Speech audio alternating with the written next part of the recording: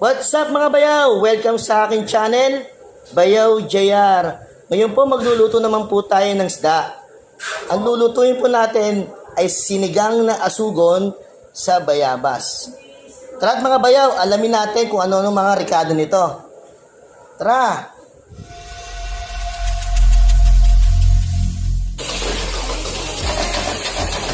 This could be us.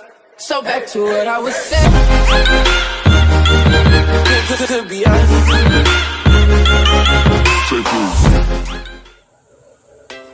Ito po yung sahog niyan, bayabas. Linisin po natin mga bayaw, tanggalin po natin yung mga butas na yan kasi minsan may mga hayop yan. Meron po tayong torsilyo. Ang torsilyo, pag dumaki po, asugon. Ngayon po, asugon na ho yan kasi medyo malaki na po. Pero pag maliit po yan, torsilyo po ang tawag yan. Meron tayong siling haba or siling pamaksiw. Meron tayong talbos ng kamote. Meron tayong sibuyas. Tapos ang pinagsaingan or Tapos optional po mga bayaw, gamit tayo ng nor sa sampalok. Pag kinulang na lang po tayo sa asin, tsaka po tayo maglalagay ng pampaasin. Mga bayaw, mag-start na po tayo.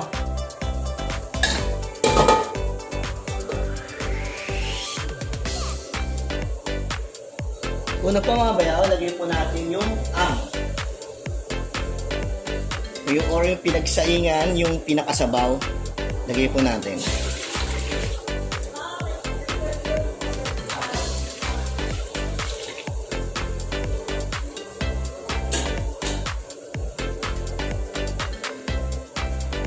Next po, lagay po natin yung bayabas.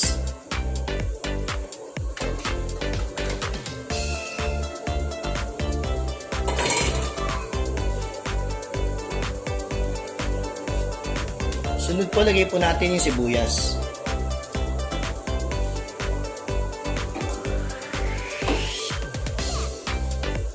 Maglagay po tayo ng konting tubig pa. Lagay tayo ng tubig. Okay.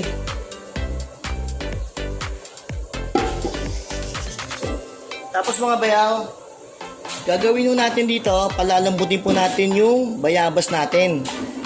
Pag malambot na po, dudurugin po natin yan hanggang sa lumabas po yung asin. Balikan po natin siguro, hintayin natin lumambot pa mga bayaw, mga 20 minutes. Balikan ko po kayo. Ito po mga bayaw, nakita po natin, lumutang na po yung bayabas natin. Isa pong senyan na malambot na po yung bayabas natin. Ayan, malambot na po. Ayan. Gawin mo natin, ahon natin yung bayabas, atin durugin. Ito mga bayaw.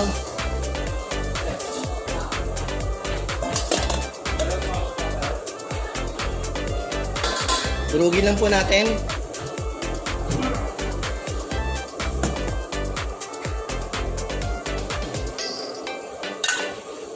Ito po, durugin po natin.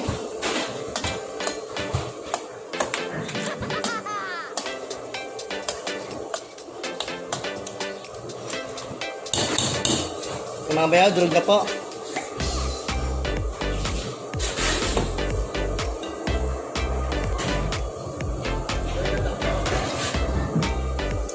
Balik po natin.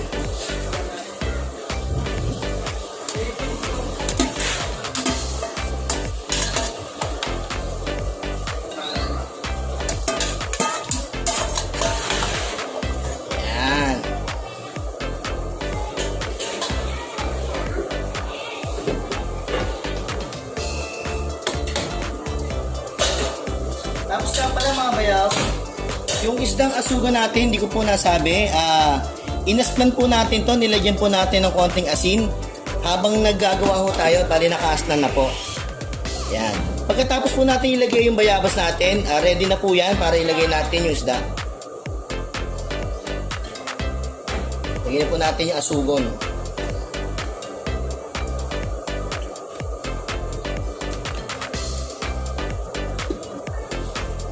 Kung kulang mo sa sabaw, pwede kayong mag-add.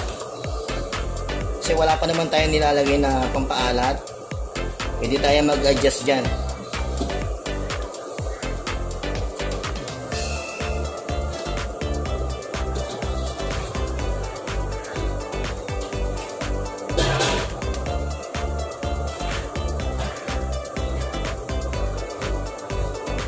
Lagay na rin po natin yung siling haba or siling pamaksiw. Gawin lang po natin sa siling natin.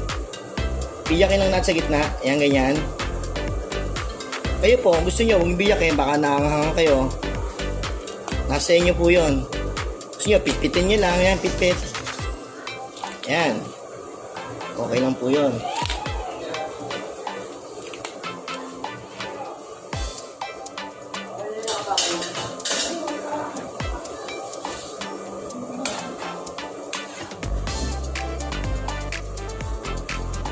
Pero para sa akin po, okay na po yung sabaw na yan. Tapos mag-add lang po tayo ng asin. Sea salt. Lagay po tayo ng asin. Ayan. Ayan, asin. Tapos maglalagay rin po ako ng patis.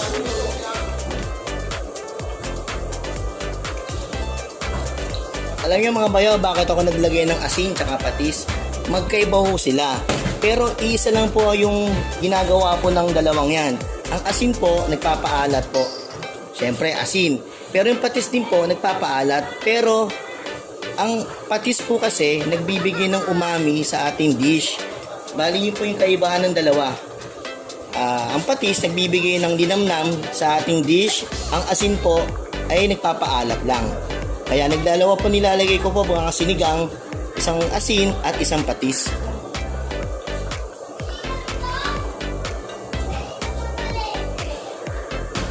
Ito yung mga bayaw, parang kulay gatas na.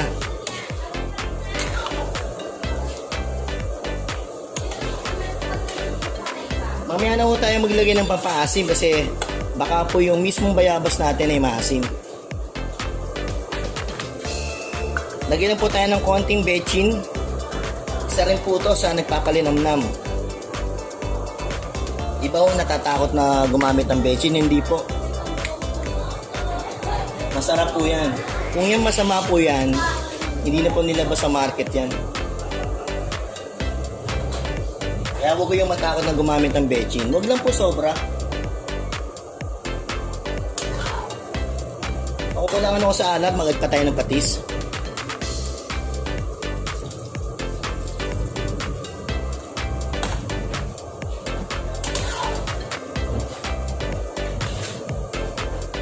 Sige po ulit.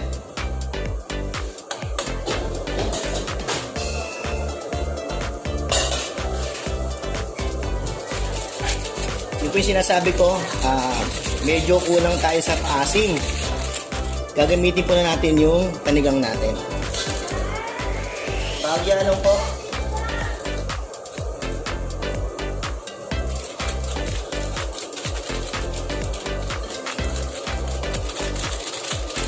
Okay na?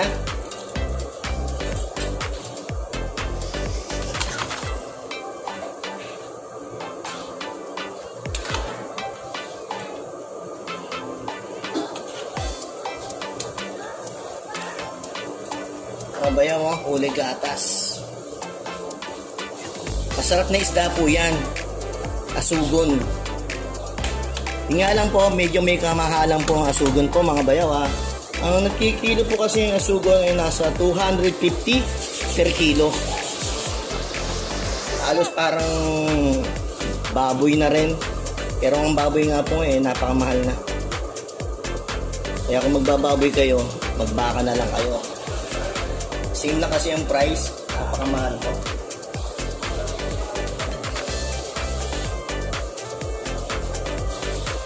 Tingin po ulit. Tingnan natin kung ano kulang.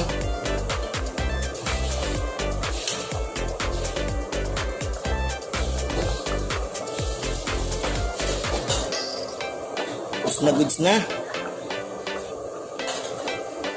Silipin lang natin yung isda kung luto na.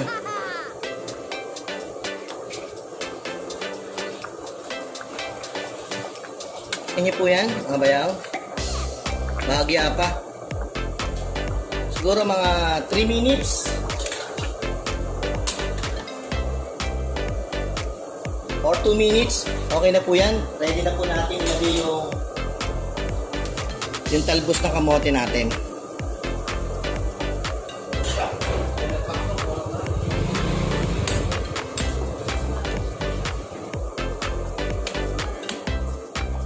Yung iba ho, hindi kumakain ng bayabas, nababawan sila. Ewan ko ha, pero pag tinikman ho nila yan, nasabi nila, ay masarap pala. Kasi merong hindi ka nais-nais sa amoy nila. Amoy, alam nyo na, ang bayabas, sabi rin maanghit. Pero hindi ho, pag ginamit ko sa dish yan, napakasarap po. Lagyan na po natin to. Talbos ng kamote.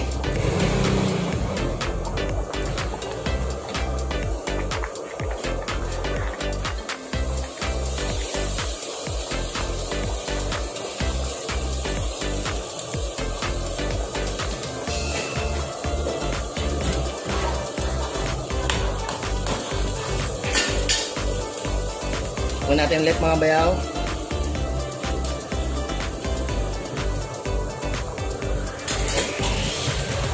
Ayos! Off natin yung fire. Plating na po tayo mga bayaw.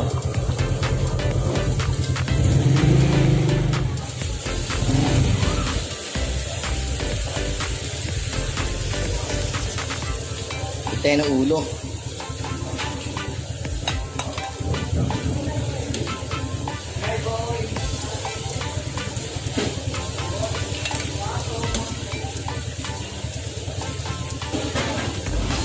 Buntot. Tayo ng gilid.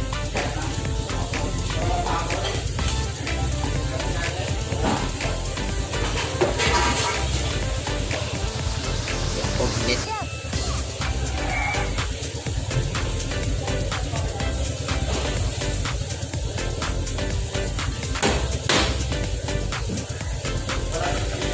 Yan ang sabaw.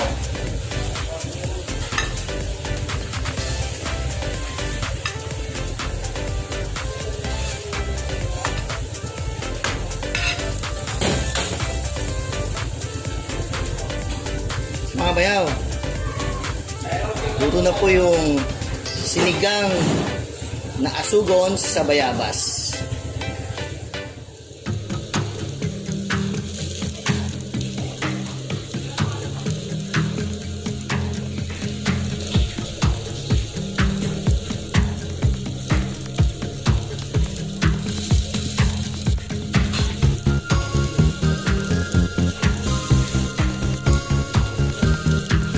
Isa na namang pong dish yung pinakita ko sa inyo mga bayaw. Ito po ang sinigang na asugon sa bayabas. Eh mga bayaw, napakadaling gayahin po nito mga bayaw. Masarap pa. Try nyo po. Okay mga bayaw, nasa muli. Paalam! Like a Hellcat.